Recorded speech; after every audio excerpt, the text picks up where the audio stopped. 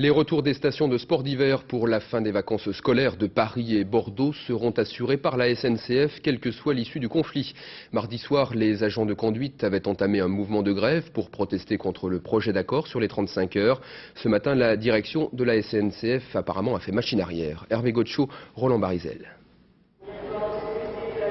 Les effets de la grève ce soir à Paris, ambiance à la gare du Nord.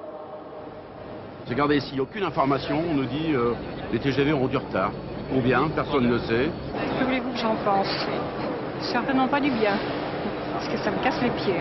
Franchement, je suis pas la seule. Les trains de banlieue restent à quai. Dans le RER, une rame sur 4 sur la ligne B, une sur 5 sur la ligne D. Les agents de conduite autonome ne désarment pas, rejoints localement par la CGT au sud. Les conducteurs sont déjà aux 35 heures depuis 19 ans et les grévistes ne veulent pas que les réorganisations liées au passage aux 35 heures de l'ensemble de la SNCF aient des conséquences sur leurs conditions de travail. En fin de matinée, le président de l'entreprise ferroviaire leur coupe l'herbe sous le pied. D'accord, dit-il, on ne touche à rien vous concernant. C'est dommage pour les agents de conduite, c'est dommage pour l'ensemble de la négociation parce que les agents de conduite sont une partie très importante du personnel, qui sont des personnels essentiels dans le chemin de fer et qu'il est très dommage qu'ils ne soient pas associés à une négociation aussi importante que sur les 35 heures. Mais s'ils ne le veulent pas, il y a la possibilité du statu quo.